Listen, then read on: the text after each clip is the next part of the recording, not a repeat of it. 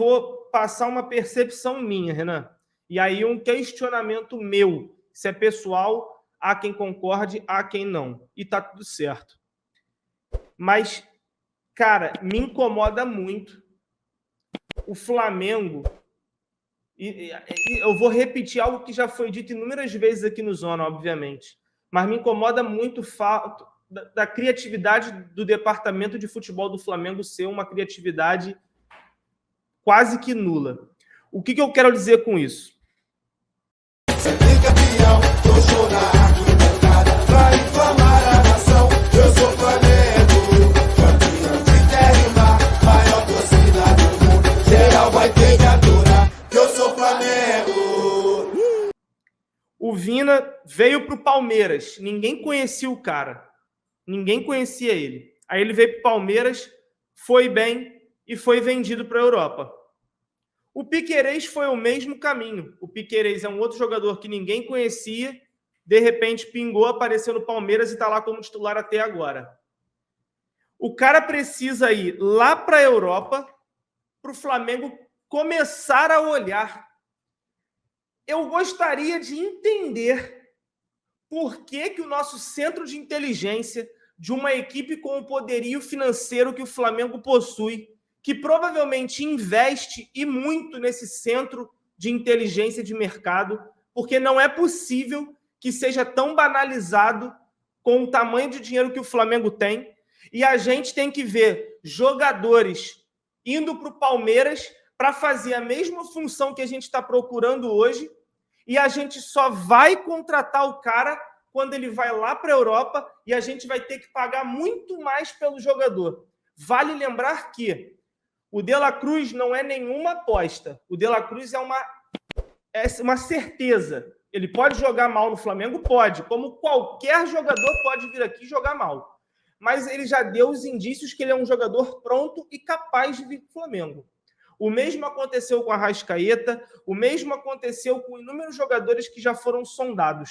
Mas eu queria muito entender qual é a dificuldade do Flamengo, que já tem um titular da posição, ter que investir um valor alto em um lateral que você pode muito bem fuçar no futebol sul-americano e você encontra outro igual. Se bobear, até melhor.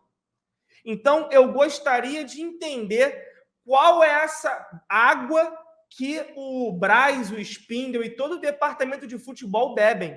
Porque eu jamais beberei desta água. Eu jamais vou me permitir aceitar que o Flamengo é tão omisso dentro do cenário do futebol sul-americano. Ah, porque é difícil contratar, porque as pessoas, os times só aceitam pagamento à vista. Todo mundo contrata. Todo mundo contrata.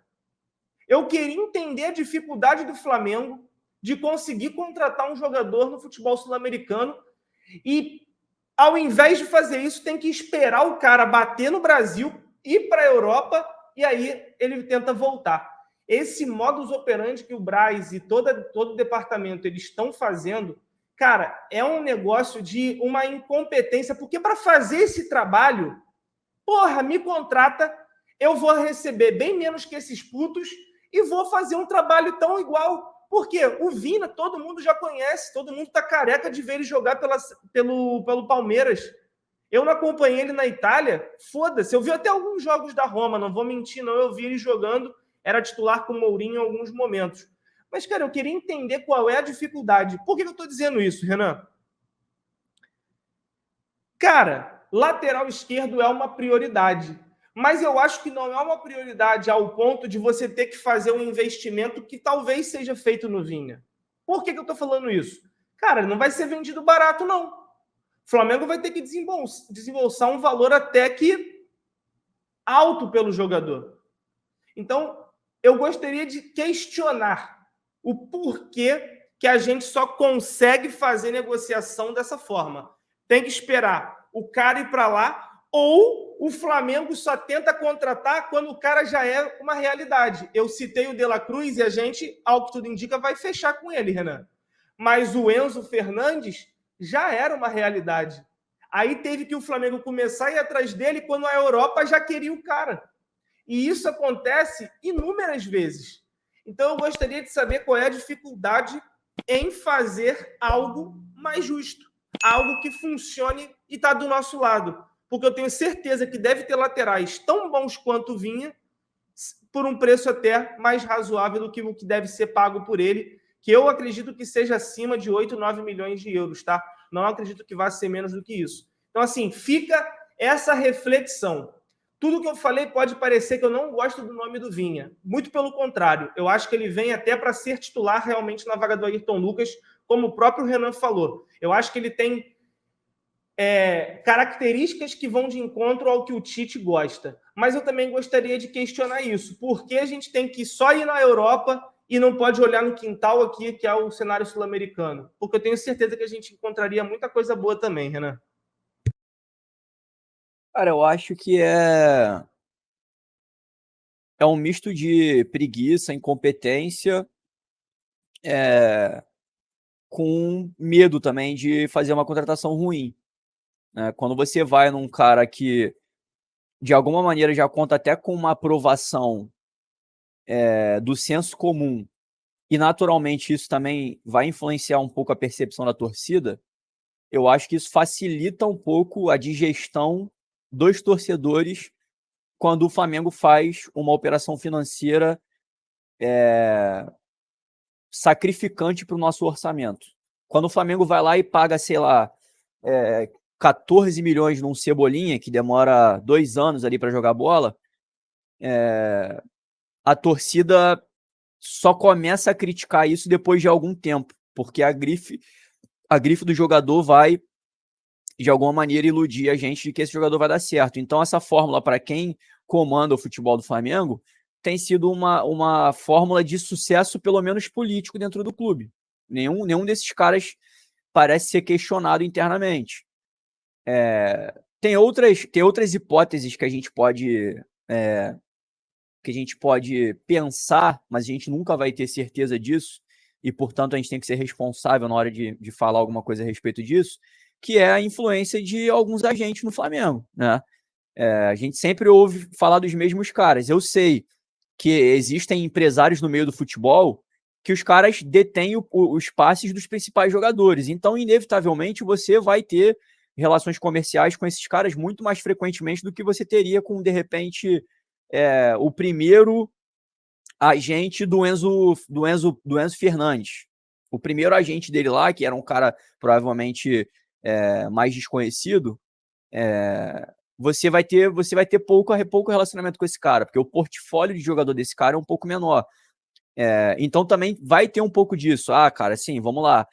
O Bertolucci lá ele tem um portfólio de uma porrada de jogador bom. Vamos conversar com o cara, irmão. E aí, cara, tu tem algum lateral aí que tu pode recomendar para facilitar o meu trabalho aqui?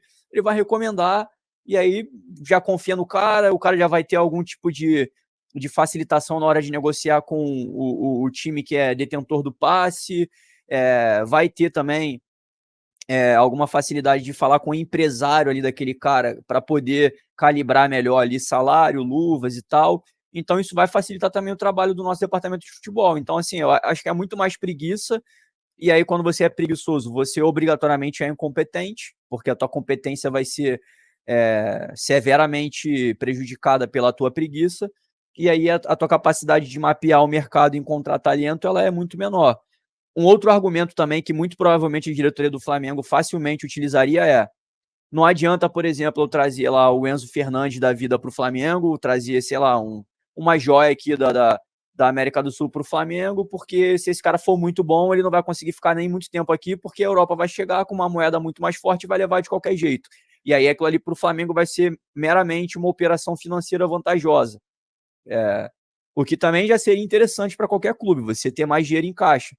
Mas o ganho técnico seria muito temporário, né? Você traria um extra classe para o Flamengo é um catalisador de mídia, o cara vai ganhar mais notoriedade, vai chegar um clube europeu e vai levar o cara. E o Flamengo daqui a pouco vai ter que repor de novo essa grande joia que conseguiu encontrar e lapidar no mercado sul-americano.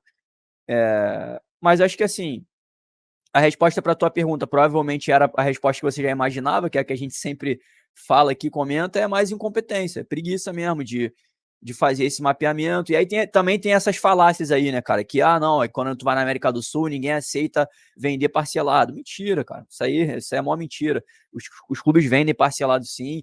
Quando é com o Flamengo, os caras cobram mais. Beleza, vai cobrar um pouquinho a mais, o Flamengo vai ter que racionalmente pensar, cara, eles estão extorquindo a gente ou eles só estão querendo aproveitar da saúde financeira para ter um pouquinho mais de ganho. E aí você toma uma decisão, beleza, vou gastar mais 1 milhão aqui pelo fato de ser o Flamengo, mas também eu já pacifico esse assunto, trago o cara e tá resolvido. Ou não, rejeita, irmão. Se o mercado começa a querer aplicar um overprice ali no preço do jogador, quer botar um sobrepreço no preço do jogador, tu começa a rejeitar que uma hora o mercado vai entender que tu não vai ser o otário da vez de ficar pagando sempre mais caro.